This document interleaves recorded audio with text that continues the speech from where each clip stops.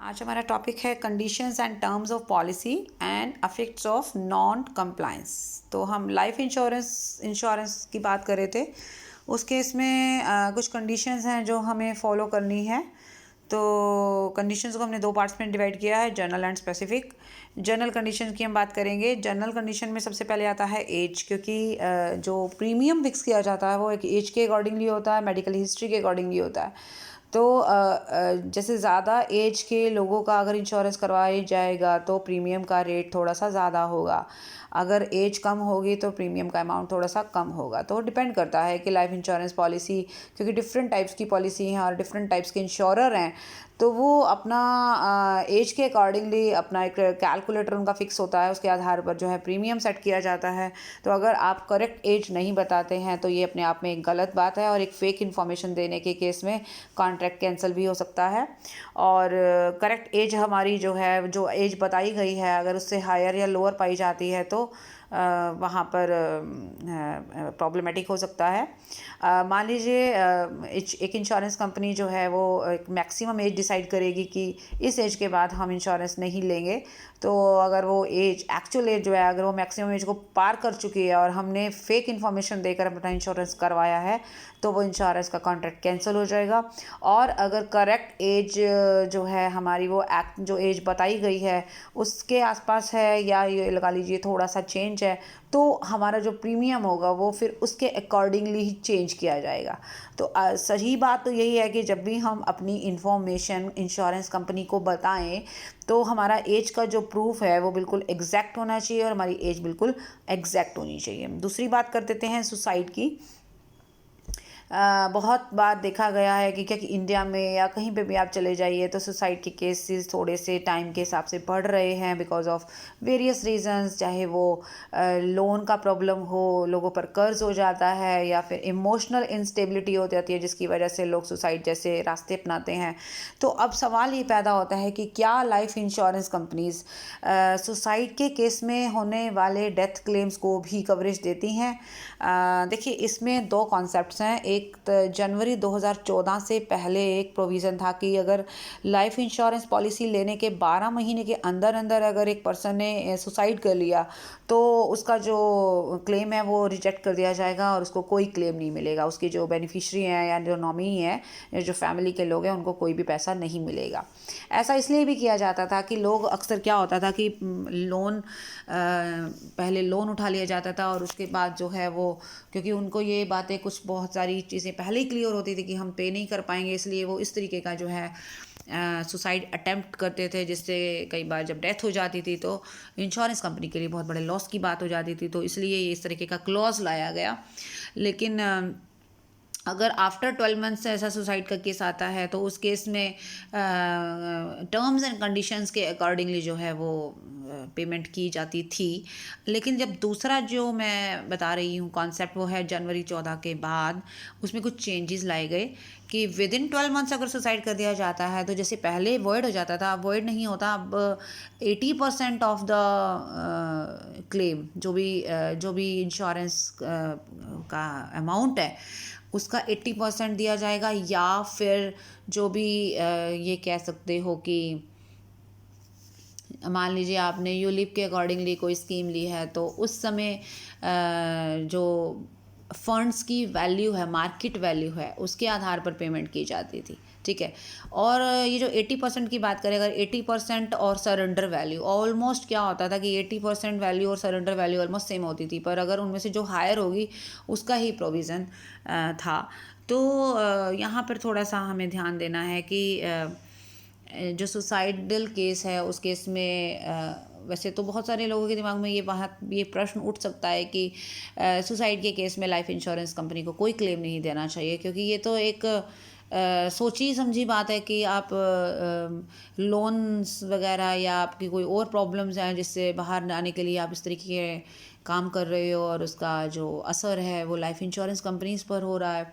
तो ऐसे तो कंपनी का दिवाला निकल सकता है अगर, लेकिन ऐसा नहीं है। देखो, लाइफ इंश्योरेंस का जो मोटिव है वो फैमिली मेम्बर को सपोर्ट करना है। अब जो भी पर्सन है, मान लीजिए एक फैमिली में एक सोल अर्नर है, एक अकेला कमाने वाला, अगर वो सुसाइड कर लेता है तो उस केस में फैमिली का तो कोई फॉल्ट नहीं है। तो फैमिली को तो एक फाइनेंशियल बर्डन हमेशा के लिए झेलना पड़ेगा। तो इस बात को मद्देनज़र रखते हुए ये चेंजेस लाए गए कि नहीं, सुसाइड के केस में भी फैमिली को सपोर्ट ज़रूर किया जाएगा। वो डिपेंड करता है कि कितना किया जाएगा और क्या टर्म्स एंड कंडीशंस हैं। उसके बाद आ रहा है स्पेशल प्रोविज़न्स। तो क्या अगर हमारी पॉलिसी में कुछ और प्रोविज़न्स हमने ऐड किए हैं तो हमारा जो इंश्योरेंस कवरेज होगा वो उन प्रोविज़न्स को भी ध्यान में रख कर ही किया जाएगा। मतलब एक मान लीजिए 2 तरह की पॉलिसी हैं, एक में एक प्रोविज़न हमने ऐड करवाया है अलग से जिसका एक्स्ट्रा प्रीमियम दे रहे हैं, तो वो फिर जो आपका कवरेज होगा वो उसको अकॉर्डिंगली होगा। नॉन डिस्क्लोजर की बात करें तो आपको जब भी इंश्योरेंस करवाना है तो जो भी इंफॉर्मेशन आपसे मांगी जाए, you will have to issue और you will have to provide that information in original form. आपको कोई भी फेक इंफॉर्मेशन नहीं देनी है, कुछ छिपाना नहीं है, क्योंकि आपको कल को फिर क्लेम मिलने में मुश्किल हो सकती है। नोटिस की बात करें तो इंश्योरेंस कंपनी का भी ये एक ड्यूटी है कि वो टाइमली जो भी नोटिसेस हैं, चाहे इंश्योरेंस प्रीमियम पे करने से रिलेटेड है या कोई और बात है, तो आप रिटर्न में जो भी इंश्योरेंस का क्लाइंट है, जो कस्टमर है, जो इंश्योर्ड पर्सन है या जो बेनिफिशियरी है या जो पॉलिसी होल्डर है, उसके उस एड्रेस पर आप रिटर्न में मैसेज देंगे। और आजकल तो जैसे फ़ोन पे भी मैसेज आ जाते हैं, आपका प्रीमियम ड्यू हो गया है तो आपको फ़ोन पे मैसेज आ जाएगा। और पहले केसेस में क्या होता था कि आपके घर पे भी इंफॉर्मेशन आती थी हार्ड कॉपीज़ की फॉर्म में। और अगर मान लीजिए हमारा एड्रेस चेंज हो गया तो हमारी ड्यूटी है ना कि हम इंश्योरेंस कंपनी को टाइमली इन्फॉर्म करें ताकि जो भी डॉक्यूमेंट्स वो हमें भेजे तो हमारे सही एड्रेस पर आए। For feature and cancellation. For feature का मतलब होता है आप अगर शेयर्स से या डिवेंचर्स से परिचित हैं तो आप जानते होंगे कि फॉर फीचर का मतलब क्या है। जो पैसा हम प्रीमियम के तौर पर दे चुके हैं और अगर बाद में अगर हम इंश्योरेंस पॉलिसी में कुछ गड़बड़ करते हैं या कोई इन्फॉर्मेशन छुपाते हैं या कोई हमारा रिजेक्ट हो जाता है पॉलिसी, तो हमारा या हम टाइम पे प्रीमियम नहीं दे रहे हैं तो जो भी प्रीमियम हम दे चुके हैं वो फोरफीट हो जाएगा और हमारे जो इंश्योरेंस कंपनी होगी वो हमारा प्रीमियम जो दे चुके हैं वो अपने पास ही रख लेगी और हमारा कोई क्लेम नहीं देगी और हमारी पॉलिसी कैंसिल हो सकती है। ये बहुत सारी वजहों से हो सकता है, टाइम पे पेमेंट ना करना, सही इन्फॉर्मेशन ना देना, कुछ चेंजेस आए तो उनको छिपा लेना, इस तरीके की बातें। लोन्स की बात करें तो हम अपनी पॉलिसी को गिरवी रखकर लोन ले सकते हैं, लेकिन लोन देने वाला भी पॉलिसी की पूरी टर्म्स एंड कंडीशंस को भी देखेगा कि आपने कितने टाइम के लिए पॉलिसी ली है और कितने पैसों की ली है। ऑब्वियसली उसके आधार पर ही लोन का अमाउंट डिसाइड होता है। तो जब भी हम पॉलिसी को गिरवी रखते हैं तो ये पहले से ही डिसाइडेड होता है तो लोन की पॉलिसी के कितने पोर्शन तक का हमें लोन मिल सकता है। फ्री लॉकिंग पीरियड है कि हम अपनी पॉलिसी लेने के 15 दिन के अंदर अंदर पॉलिसी कैंसिल करा सकते हैं। हो सकता है हमारी को कुछ प्रॉब्लम रही हो या हमें लगा हमारा डिसीज़न गलत था, हम इस कंपनी से नहीं कराना चाहते या हम दूसरी कंपनी से कराना चाहते, तो आप अपनी policy with in 15 days cancel करा सकते हो। मॉडिफिकेशन की जहाँ तक बात करें, देखो मेजर मॉडिफिकेशन तो नहीं हो पाएगा क्योंकि एक बार अगर आपने इंश्योरेंस पॉलिसी ले ली तो वो बहुत सारी चीज़ों को पहले ही ध्यान में रखा जाता है। हाँ, बहुत कुछ चेंजेस हैं, जैसे बेनिफिशियरी का नाम चेंज करना है, नॉमिनेशन कैंसिल करना है या नॉमिनी चेंज करना है, वो कुछ बातें हैं जो आप मॉडिफाई करवा सकते हो अपनी पॉलिसी में।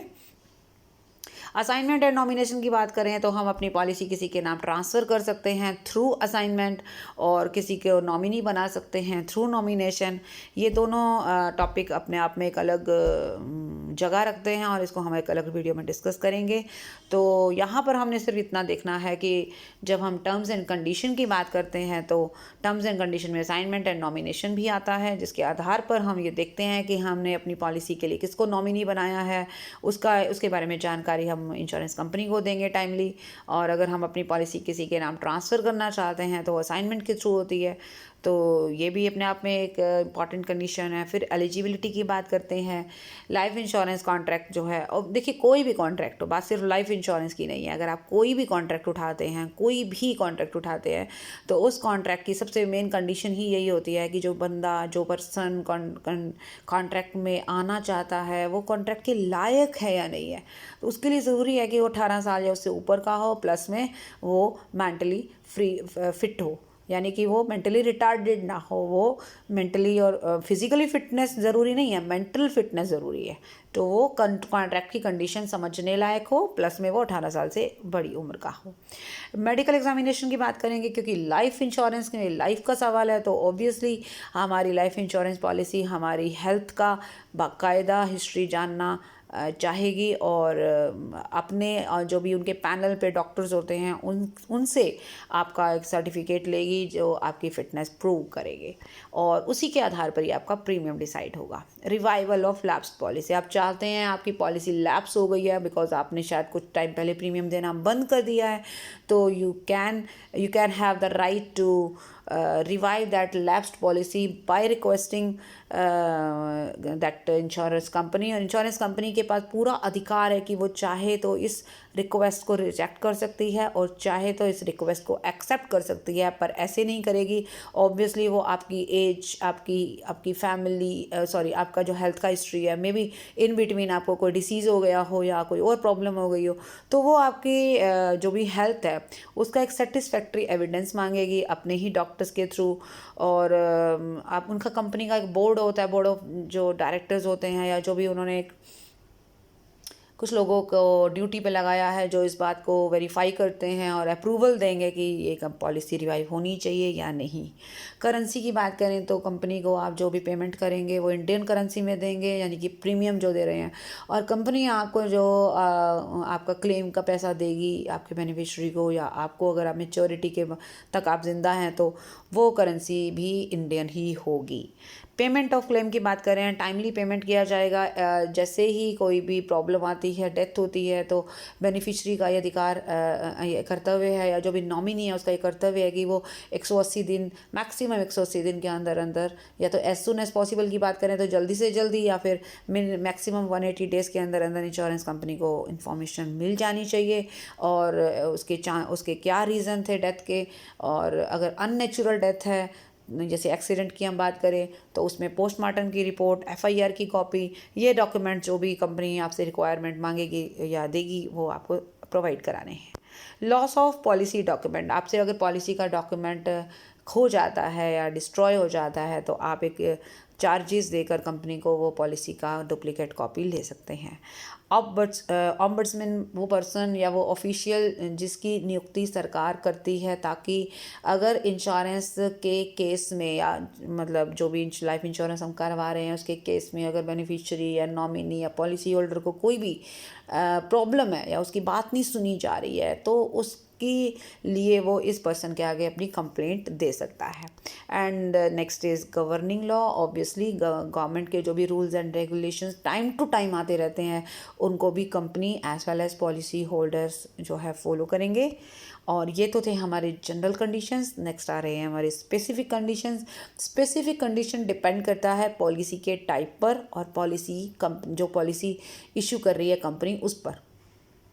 तो कंपनी टू कंपनी ये वेरी करती हैं, चेंजेस होते हैं, पॉलिसी टू पॉलिसी भी ये वेरी करते हैं, यानी अलग अलग हो सकते हैं। तो आपकी पॉलिसी किस टाइप की है और उस पर क्या चीज़ें लागू होती हैं, उन्हें हम स्पेसिफिक कैटेगरी में डालते हैं, इसलिए वो यहाँ मेंशन हम कर ही नहीं सकते क्योंकि बहुत सारी पॉलिसीज़ है। तो वो वहाँ उस समय देखा जाता है, क्लाइंट देखता है या इंश्योरेंस कंपनी बताती है कि किस तरीके की पॉलिसी आपके लिए उपलब्ध है और आप इसमें इसकी टर्म्स एंड कंडीशंस क्या। तो एक वो स्पेसिफिक कंडीशन होती है, वो पॉलिसी की टाइप के आधार पर होती है या कंपनी की के ऊपर आधारित होती है। तो इस तरीके से इस वीडियो में आपने देखा कि किस तरीके से हमारी लाइफ इंश्योरेंस कॉन्ट्रैक्ट पर कुछ टर्म्स कंडीशंस लागू होती हैं और उनको किस तरीके से हमने फॉलो करना है। So that's all for this video. Thank you so much. Bye bye, take care.